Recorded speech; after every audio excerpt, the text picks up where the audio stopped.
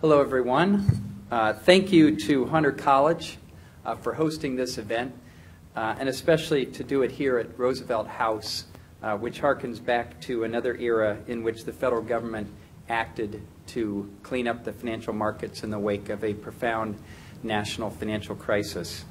We're especially excited to be in this city, which plays such a central role in our nation's consumer finance system, as well as the broader global financial market. At the Consumer Bureau, our mission is to ensure that the consumer financial marketplace actually works for consumers. We also want to help educate consumers so that they're able to make responsible, informed decisions. Today we're here to have a candid discussion about bank overdrafts. An overdraft occurs, as most all of you probably know, when a consumer spends or withdraws more money from their checking account than is actually available. Often this proves very costly. The financial institution can choose to cover the overdraft by advancing funds on the consumer's behalf and typically charges a large fee for doing so. With the fast-moving pace of our modern economy, consumers may engage in numerous transactions and pile up multiple overdraft charges before realizing what is happening and how much damage has been done. They may do so by writing a check, paying a bill online, or using their debit card to make a purchase or withdraw funds from an ATM. Every penny counts, particularly in this tough economy, and consumers need to be able to understand how overdraft works and to avoid costly penalty fees. Overdrafts can provide consumers with needed access to funds, but the growing costs of overdraft practices have the capacity to inflict serious economic harm. We want to learn how consumers are affected and how well they are able to learn about the costs and risks of overdrafts. So today we're announcing that the Consumer Bureau is launching an inquiry into overdraft practices and their impact on consumers. There are similarities between overdrafts and payday loans, which we discussed at the Bureau's first field hearing last month in Alabama. Both products serve consumers who are strapped for cash and feel they need short-term help. Both disproportionately affect a vulnerable demographic of consumers. Evidence indicates that a small number of checking account customers, just under 10%, bear a whopping 84% of all overdraft fees. We know that these consumers are largely drawn from the ranks of lower than average income. We also know these charges greatly impact young consumers who are often inexperienced in the banking system. In fact, almost half of account holders who are young adults incur overdraft fees, according to an FDI study published in 2008. And of those younger customers, 15% recorded more than 10 overdrafts apiece. That's hundreds of dollars in a single year. We are concerned that overdraft practices employed by some banks unnecessarily increase consumer costs by making it difficult to anticipate and avoid penalty fees. One of the practices that may contribute to consumer costs is transaction ordering. Some banks do not process transactions in chronological order. Instead, they collect the transactions from a specified period, such as a calendar day, and then process that batch of transactions from the highest amount to the lowest amount. This approach can conceivably benefit consumers if it results in making certain that more significant payments, such as mortgage payments or student loan installments, get made. The downside is this approach also tends to maximize overdraft fees and the number of transactions that trigger those fees. Because of transaction ordering, along with the vagaries of funds availability and the settlement of various types of debits, consumers may not know when they've reached the limit of their available funds. Therefore, it is easy for them to overdraw their accounts inadvertently. We've heard many stories about the $40 cup of coffee. A man swipes a debit card at his local coffee shop, and unbeknownst to him, his balance is too low to cover the rather insignificant cost. Rather than the card being declined, with the result that he either pays in cash or goes uncaffeinated, horror of horrors, the small transaction is processed along with a $35 overdraft fee. Many of the consumers we heard from did not realize this could happen, despite the opt-in requirement that is supposed to provide them with the means of protecting their own interests. Maybe they did not understand the potential consequences of this term in their checking account agreement. They may have been misled by marketing materials that suggested opting into overdraft protection was necessary if they wanted to continue to use their debit card. Or maybe they saw one-sided advertising that emphasized the benefits of overdraft while burying information about the costs. Overdraft provisions are often masked by the fine print of complex checking account agreements. The Bureau recently surveyed the websites of several larger banks to examine whether the information was presented in a manner that would be intuitively informative for their customers. While some banks did provide user-friendly information, many did not.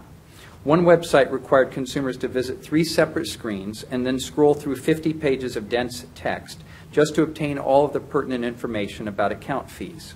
This so-called disclosure is virtually the opposite of transparency. We want to fix these problems, but first we need to learn more about how the overdraft product is working today. To begin, we're publishing a request for information, seeking broad public input on questions about actual consumer experiences and the consequences of different overdraft practices. The information we gather from all comers will shape our policy decisions and help us evaluate the impact on consumers and the financial industry. We're also launching a study using data that a number of the largest banks will be providing to us. We want to understand the effects of prior federal regulations and guidance. We are committed to being a data-driven agency. We want to know the facts and figures about all of this and more in order to carry out our role of protecting consumers. I would note that we've already seen some changes in overdraft policies by the banking industry. Some of these changes resulted from new regulatory requirements. Most significantly, the Federal Reserve adopted a rule 2 years ago which prohibits overdraft charges on transactions with debit and ATM cards unless the consumer has affirmatively opted in by signing up for overdraft. Other changes came in response to litigation, and still other changes were made voluntarily. Let me say a special thanks to the various consumer groups who have consistently advocated and pushed for these changes. These voluntary changes include, for example, extending a cushion of $5 to $15 before a consumer is charged an overdraft fee, or imposing a limit on the number of overdraft charges that a consumer can accrue in a single day. Some banks allow consumers to decide at an ATM whether to proceed with a transaction that would overdraw their account. Other banks now allow a 24-hour grace period for the consumer to repay the overdraft without cost. Or they may send account holders a text message alerting them when their balances have fallen below a certain level. We applaud and encourage these innovative approaches to improving customer service. But we still have concerns about the risks posed to consumers from overdraft fees, and that is why we're launching an inquiry. This is not a brand new subject in the consumer financial marketplace.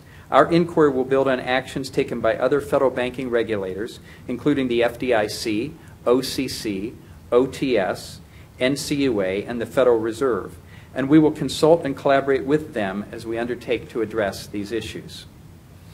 As part of our mission to educate consumers, we are also seeking public feedback on a sample penalty fee box that could appear prominently on the checking account statements of consumers who overdraw their accounts. The penalty fee box is an example of a prominent disclosure that would highlight how much the consumer overdrew and the amounts of any ensuing fees and the relationship between those amounts. And we have launched a What's Your Overdraft Status campaign to let consumers know what steps they can take to avoid overdraft penalty fees in the future. While we study this market and seek to foster innovative overdraft disclosures, we will also use our supervisory and enforcement authorities to protect consumers. The Bureau plans to take action against financial institutions that exploit consumers with deceptive marketing about opting in to overdraft or other unlawful practices. It is wrong to confuse consumers deliberately for financial gain. We want to work with the industry to make it easier for consumers to understand the choices they are making, including the costs and risks of overdraft programs. In order to accomplish these goals and better serve consumers, we need your input. We look forward to a frank and productive discussion both today and in the future. Thank you.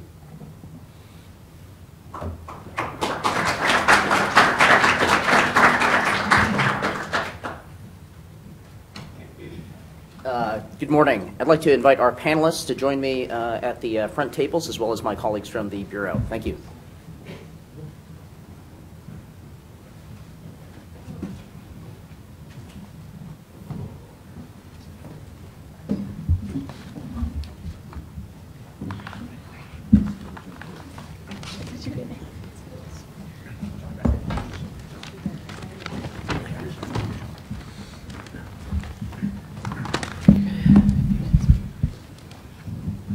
thank you everyone for being here. My name is Raj Date, and I'm the Deputy Director of the Consumer Financial Protection Bureau, and it is really my privilege to participate in this panel discussion. Before we get started and before I introduce our panelists, I'd like to just run through what our plan is for the rest of today's session.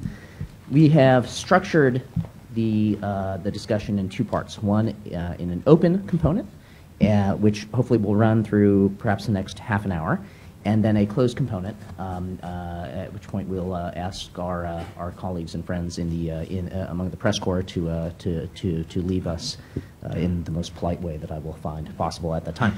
I'm about to introduce our panelists, and after I do so, I'm going to ask everyone to provide an opening set of remarks. It is, I think you will find, an extremely talented, an extremely experienced set of panelists. And this is a very important issue, as Director Cordray has described. And so, in a way, I would like them to speak for as long as they deem appropriate.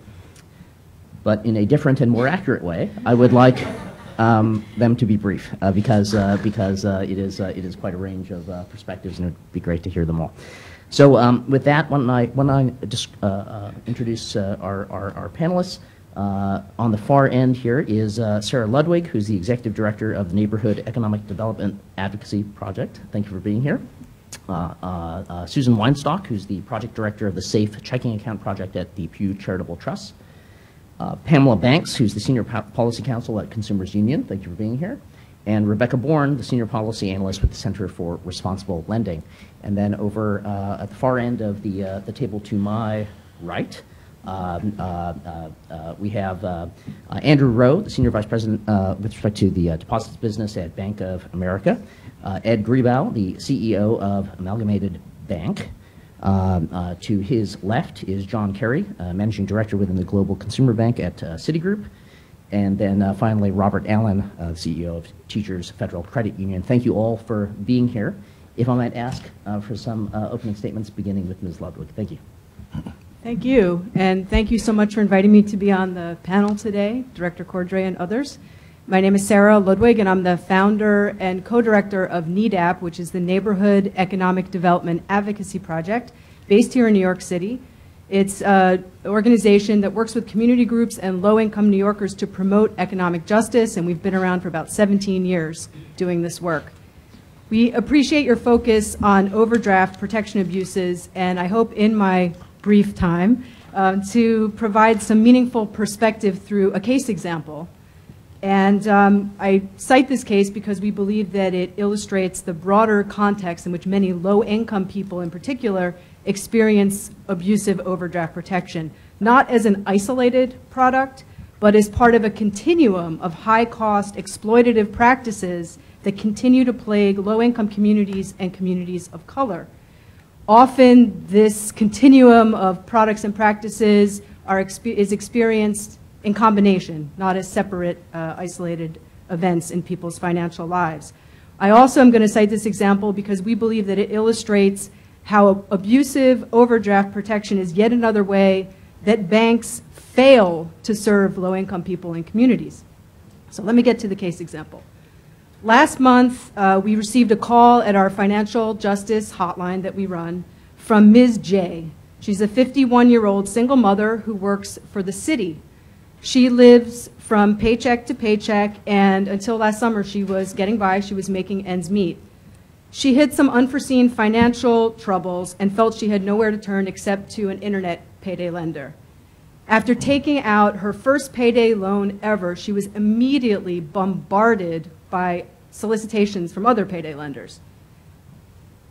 Payday loans, I need to punctuate this, are illegal in New York.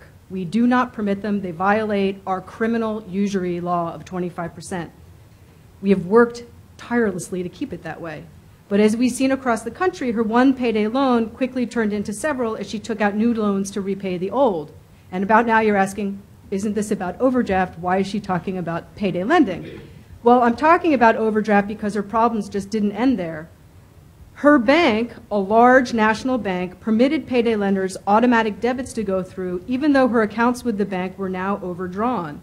She went to the bank to close the accounts and requested that it stop making the payments to the payday lenders. Again, payday lending is illegal in New York.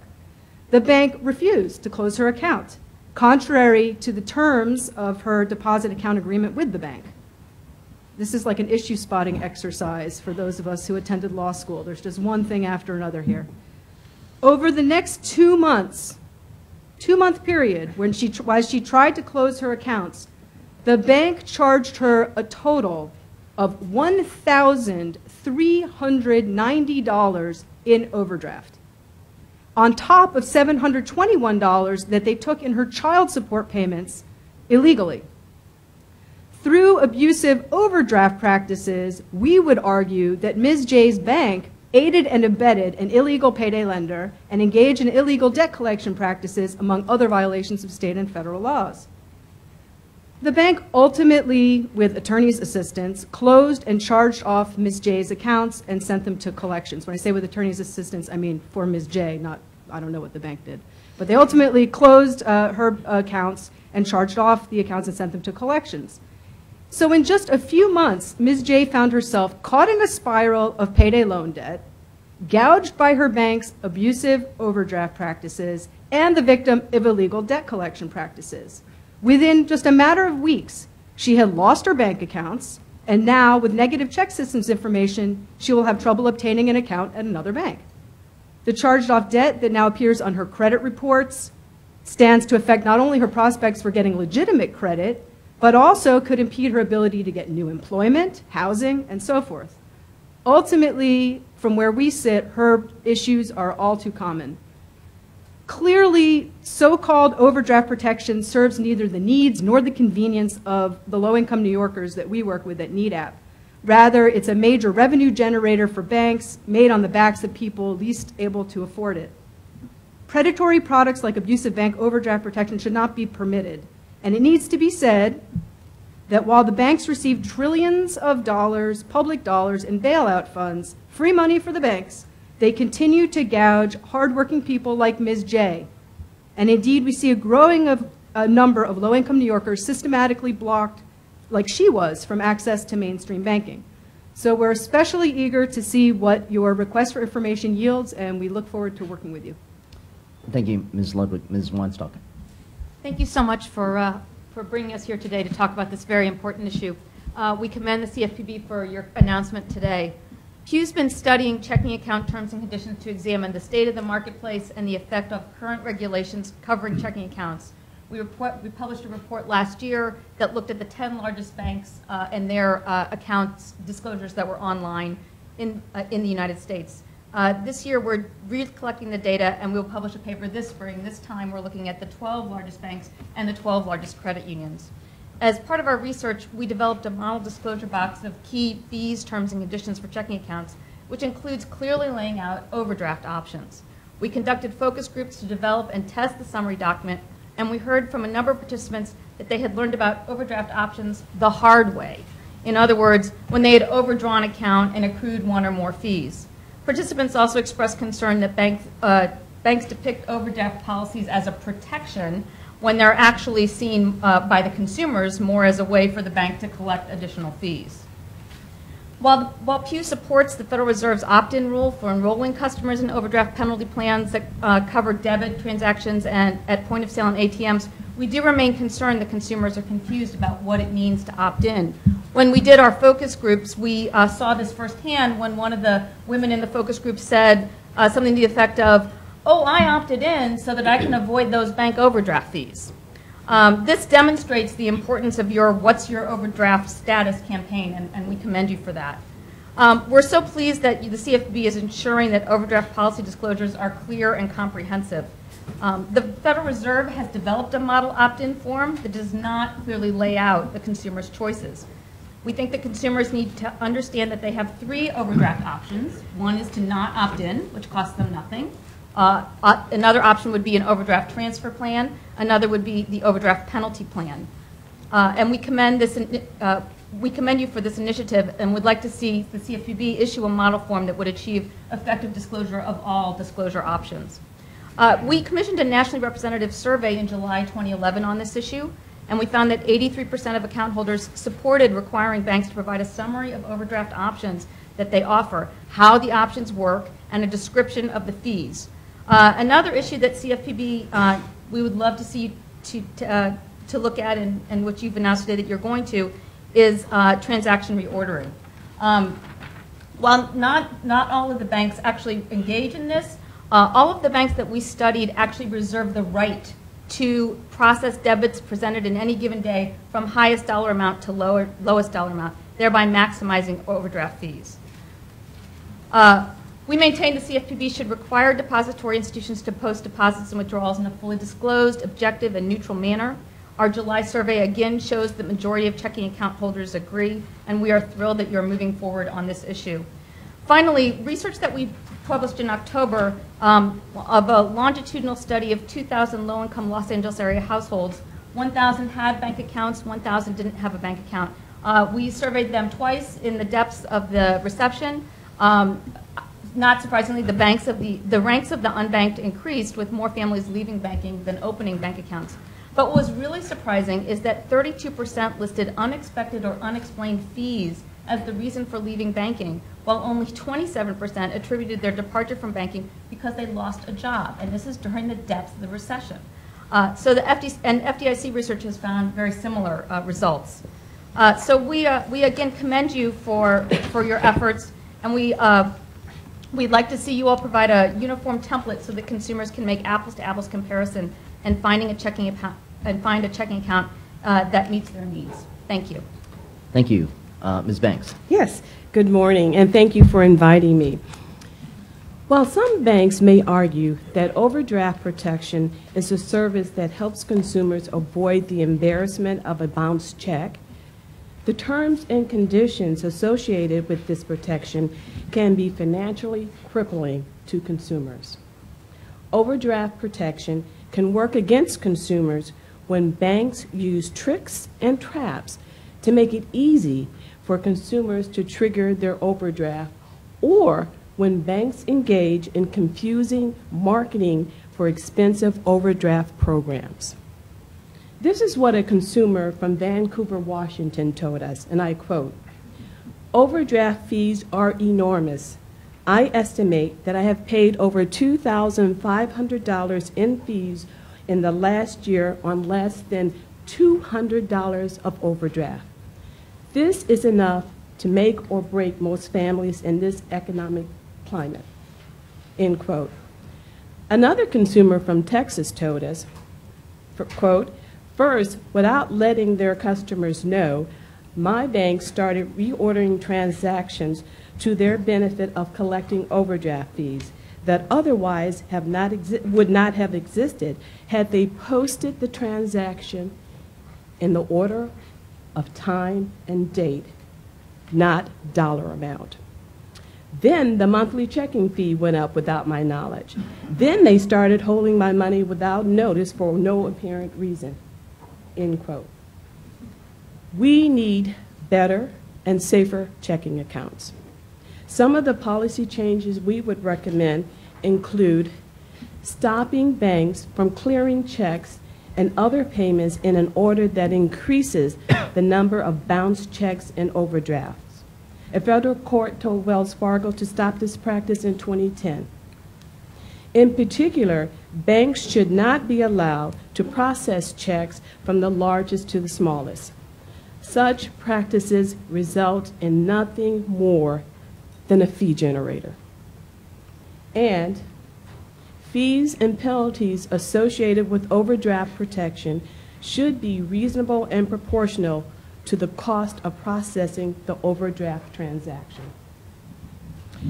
Consumers Union is committed to working towards a safe and fair marketplace for consumers. We look forward to working with the CFPB on this important issue. Thank you. Thank you. Ms. Bourne. Thank you. Americans spend billions of dollars in overdraft fees every year, and overdraft fees are the #1 reason that bank customers lose their checking accounts, driving more and more Americans into the ranks of the unbanked and the underbanked. But it wasn't always this way. As recently as 10 years ago, overdraft protection was not the misnomer that it's come to be. Back then, banks occasionally covered a paper check to keep a customer's check from bouncing. But over time, banks changed the rules, generally unbeknownst to their customers. They employed every trick in the book to maximize the amount of cash that they could strip from their customers' accounts in the form of $35 overdraft fees. They started charging these fees on debit card purchases, even though there is no fee at all, no penalty at all, for a debit card purchase to be simply declined when the account lacks sufficient funds. And as has been mentioned several times already, they started manipulating the order of their customers' transactions when they posted the transactions to the account at the end of the day.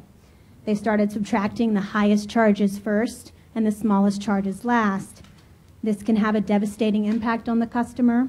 One federal judge, as mentioned, recently concluded that it would turn what would have been one overdraft fee into 10. That's turning one $35 penalty for a shortfall in the account into $350 in fees in a single day.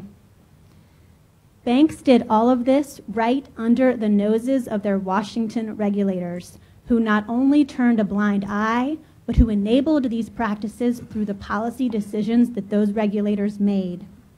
They enabled practices that turned on its head the idea of a financial institution being an accountable, trusted custodian of its customers' funds.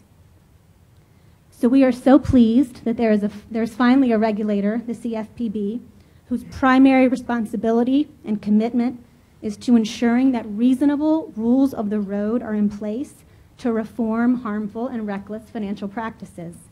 Today's typical bank overdraft practices remain in dire need of that reform. Thank you. Thank you very much.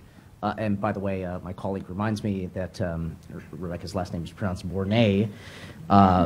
Given that my name is spelled D-A-T-E, but pronounced Date, you would think that I would get that right. But savor the irony for a moment. Mr. Rowe.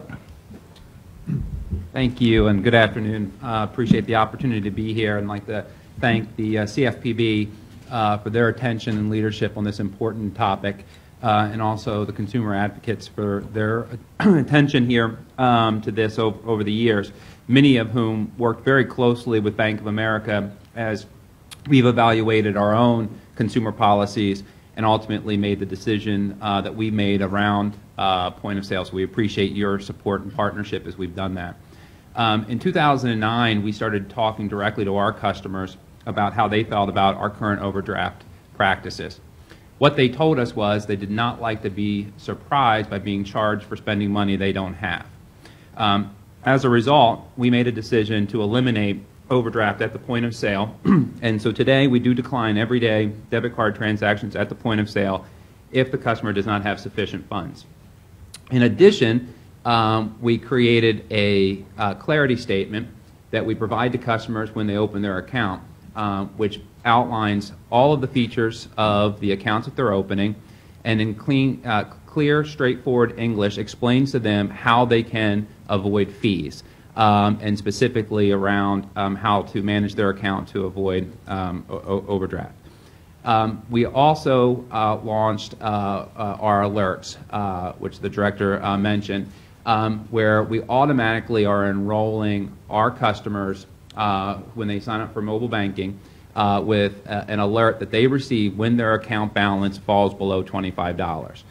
They have the opportunity to set that threshold at whatever threshold they would like, but we set it at $25 so that we can alert them that their balance is low and they can change their behavior or make whatever adjustments necessary to avoid fees.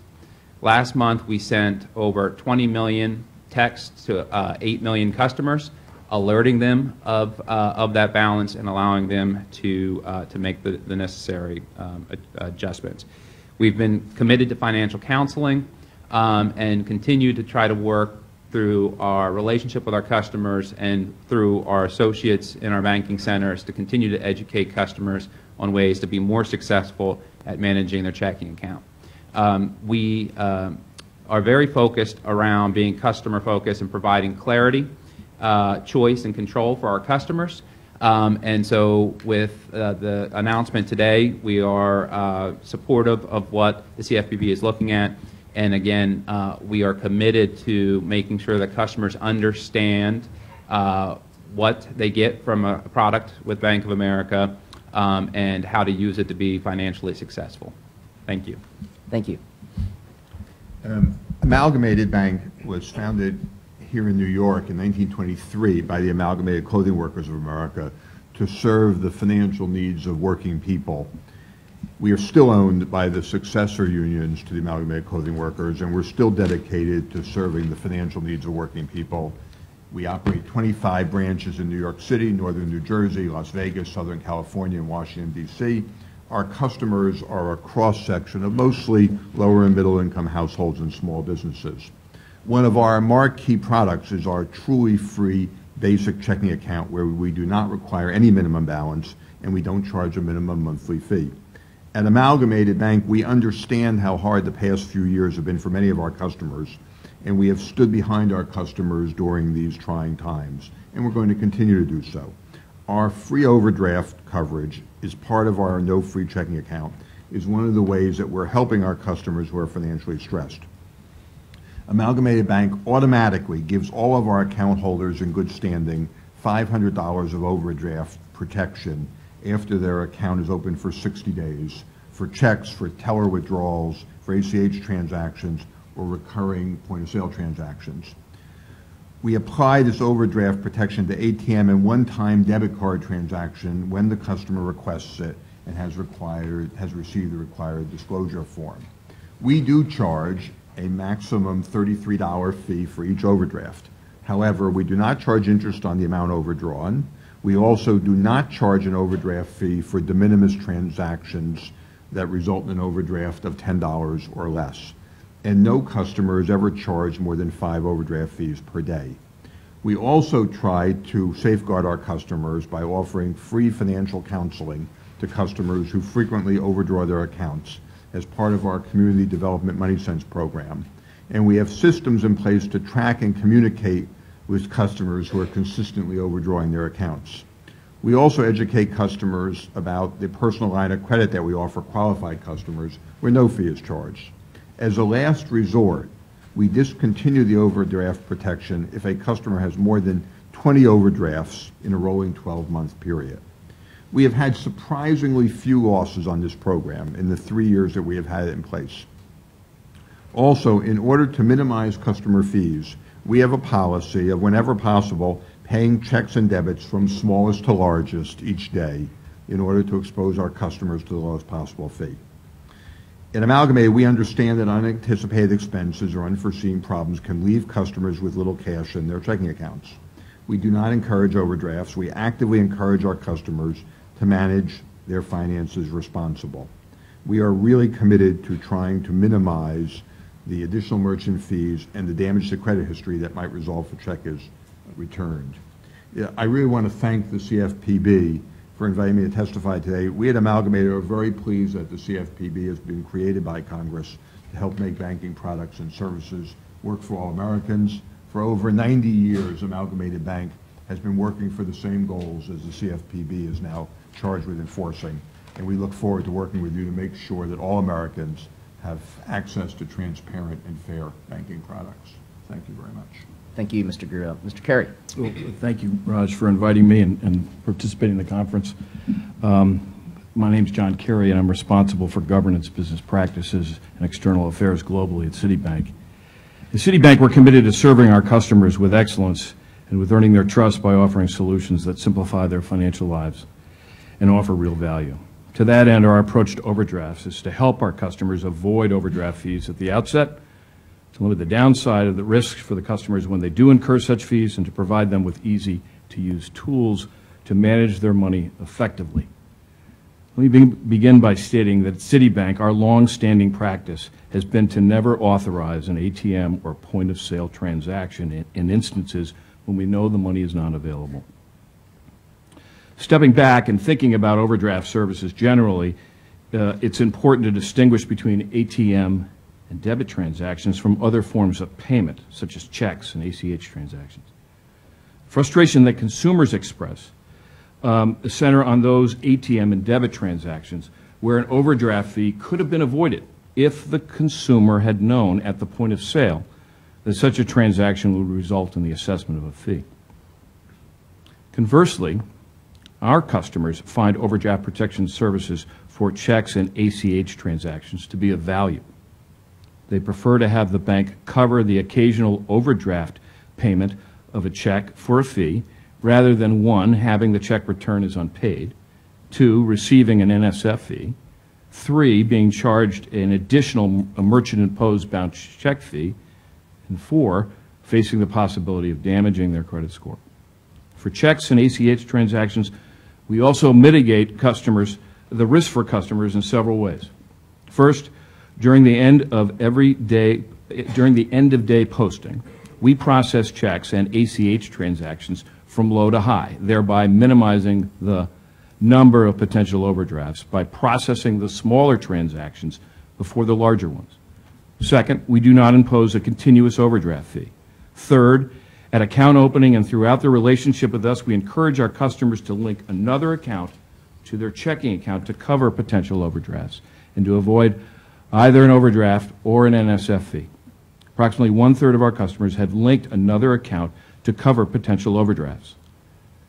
Finally, as technology has improved and consumers have come to expect more choices and access, Citibank has gone further to provide enhanced tools to help people manage their finances. In addition to providing alerts, instant and real-time access to transactions and balances through cell phones so that our customers can move money as needed to cover their payments.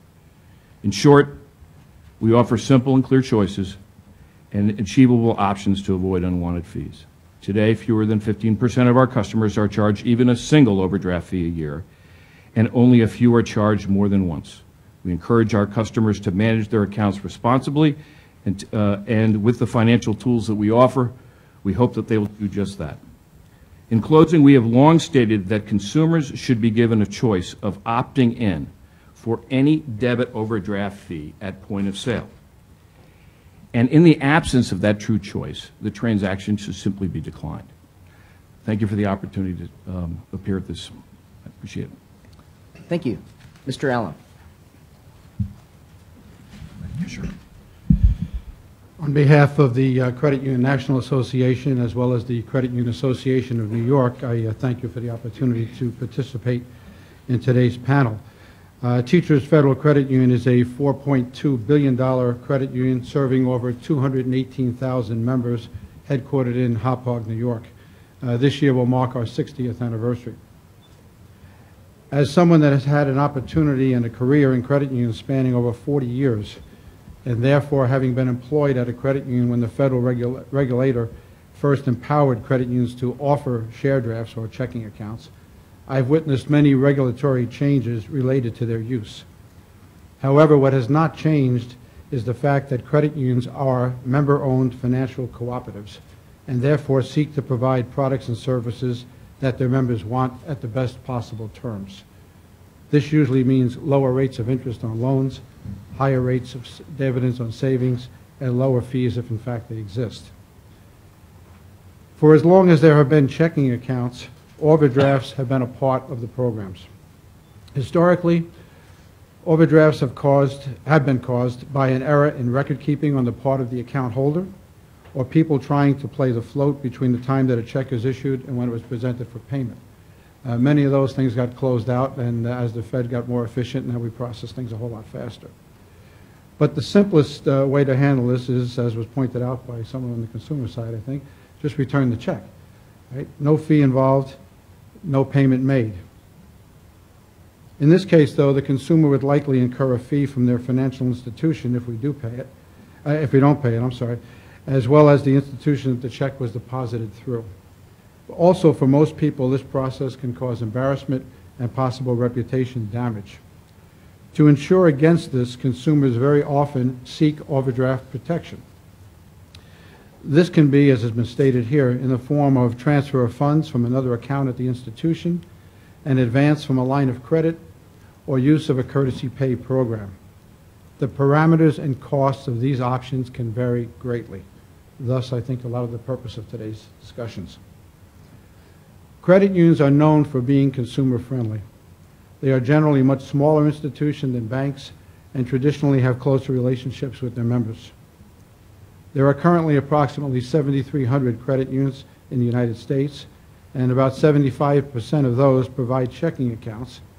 Of that number, approximately 56% offer overdraft protection, and 11% of that group, if you can keep track of these numbers, don't charge for the service at all for transfers.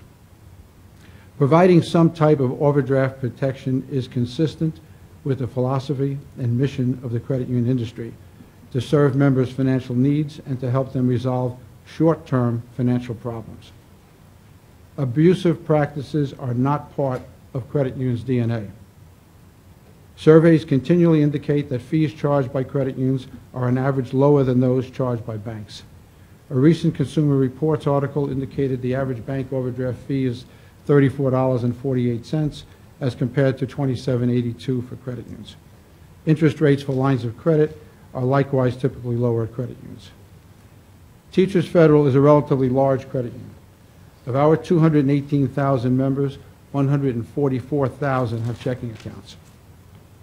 Teachers provides a courtesy transfer program where a member can have monies transferred from a savings account or another account at our institution to cover an overdraft, and the fee for that service is $6. They can also apply for a line of credit at a current interest rate, which is 7.75%, and actually gets discounted down to 6.75 based on other account relationships for a number of people. The member can determine the order in which these can determine the order in which these features are applied. So in other words, the member can come in and say, I want you to transfer from a savings account if there's an overdraft. I want you to transfer from a money market. I want you to utilize the line of credit. They can set the order for that any way they want to do it. As far as the handling of checks on a daily basis, we process checks according to the check number that the member used and issued and wrote. So we don't go high balance, we don't go low balance, we follow the order in which the member wrote the checks. We have no minimum balance for our checking accounts. We have no monthly fee for our checking accounts. Analysis of the use of these options has shown that for a measured 3-month period, and we did this purposely for today to get some data for you, we had 22,000 and change members that used courtesy transfer options. Of those, 4,470 paid no fee at all. Again, because we have other options available, people have other account relationships with us, and we have programs available. So again, 4,470 out of 22,000 didn't pay any fee at all. 2/3 of those that used the courtesy transfer averaged one monthly transfer for that month, one item. I'd like to add that we also are relatively flexible, and we actually refunded in that same time period about 800 fees to members. Again, accommodation to members, people have called, first time out, etc. We use financial counseling services. We make those available. We support education in the schools, so we have programs to teach teachers financial education for students in high school, and I'm being told that I'm out of time, so I will stop. But we certainly thank the CFPB, and we certainly support disclosure. The only caution that we like to make always is regulations and cost. And again, for us, cost goes back to our membership. So we certainly encourage you to think about that part of it as you come up with your solutions. Thank you. Thank you. I would like to, if it's all right with our panelists, follow up with some questions. And before we do so, I should introduce the rest of my colleagues from the Bureau. You, of course, know our director, Richard Cordray. To his left is David Silverman, who is our Associate Director for Research, Markets, and Regulations. And to my right is Corey Stone, who is our Assistant Director for Deposit Markets, as well as some other market areas. And thank you, both of you, for being here with us, despite the fact that both David and Corey are astonishingly talented individuals. I will nonetheless take the privilege of asking a few of the first questions. We've heard, I think, from all of our industry panelists about the nature of customer needs that may be met by the overdraft protection product. Could I ask from our consumer group panelists, in your work to what extent have you seen that need expressed by consumers? And to the extent it is expressed, how do they think about product substitutes? So, for example, maybe not necessarily in New York, but otherwise about the substitutability of overdraft versus, say, payday and the like. Could you comment on that? Maybe starting with Ms. Ludwig. Well, as you qualified New York because, as we've noted and will continue to note, payday lending is illegal in New York. We definitely don't see the people that we work with ever clamoring for gouging, to be blunt and direct. We've never, people want access to affordable mainstream bank accounts. They don't want substitute products. And I think that one of the points that we think is really important to convey is that in the CFPB's work and in our collective work to think of ways to meet the financial services needs of low-income people and communities, that our goal should not be to have better, inferior, bad products, right, that are sort of marginally better payday loans or marginally better overdraft, that our goal should be fair, affordable, decent, beneficial, non-predatory practices. And we feel like a lot of the conversation is about continuing to have sort of, well, it's better than a payday loan or it's better than abusive overdraft, and that can't be the bar that we set. And in fact, I have a letter here today for you, Director Cordray. This is addressed to you as well as the directors of the 3 prudential banking regulators. And it's a letter that is signed by more than 250 organizations from around the country. I've been doing this work a long time. That's a lot of organizations to sign on to a letter. I'm on the board. I have the honor of being on the board of the Center for Responsible Lending and the Consumer Federation of America. I also here in New York work very closely with a state coalition of 160 organizations called New Yorkers for Responsible Lending. They join in this letter along with many other groups, really to call on you and your colleagues to take immediate action to stop banks from making payday loans. Banks will say it's not payday loans, it's direct deposit advance. Call it whatever you want. I'm going to call it payday lending because that's what it seems to be to me, and let's be real, it's payday lending we're talking about. So as the letter states, bank payday loans, and this is something we feel that you can really stake out ground on. It seems that you already are staking out ground, which we're very heartened by, and can take immediate action to deal with what is now a relatively small number of banks that are offering this. You were referring to sort of as a substitute notion. We see them as very related, the payday loans, the bank payday loans, and the overdraft. On average, bank payday lending is around, have 365% APRs on 10-day turnaround loans. And again, it's a relatively small number of banks now engaged in bank payday lending, but we're very concerned about the pressures on banks to grow. Wells Fargo, National Bank, wanted to bring its direct deposit advance product to New York, its payday loans to New York, notwithstanding our ban on payday loans. And I'll just end by saying that's one reason we think federal action is so important. They backed off when New York groups went ballistic.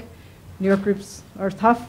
But we also let them know that they weren't going to do business here and get around our state usury law. They invoked preemption, and that's just another reason to underscore why federal action is so, so important. They also, and this I can't substantiate, this was part of the gossip, was that they wanted to offer payday loans as they broke into the New York market because of overdraft regulation was eating into their profits. And so they wanted to make, talk about substitution, fill in on those profits on the backs, again, of people without the financial cushion to deal with that. So, thank you. Here's the letter. Special delivery. Thank you. Save the postage. I should know for the record, this is not the first time that I have heard the notion that New Yorkers are tough. I know that we're short on time, so maybe I might ask a question with respect to sales practices. We've talked a lot about sort of customer choices and transparency in marketing and changes in fee structures and the like.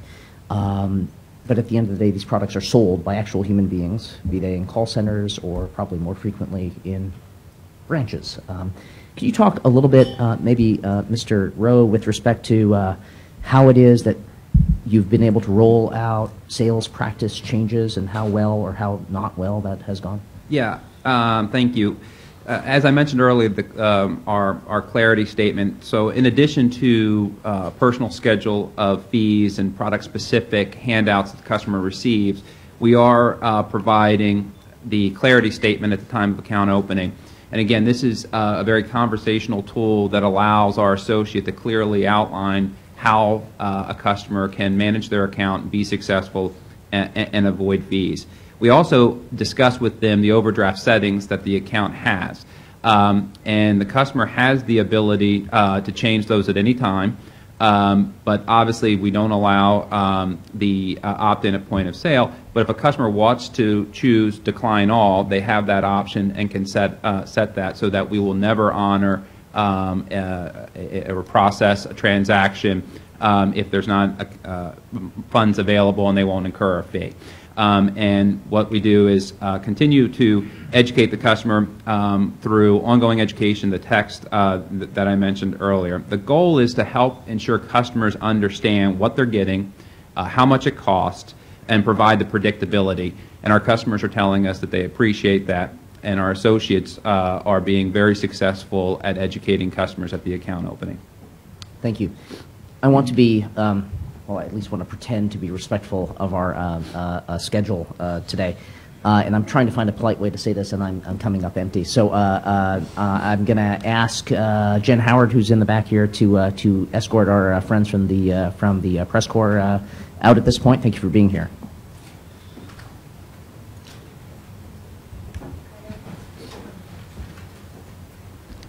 I feared that that request was somehow awkward, and in fact it was.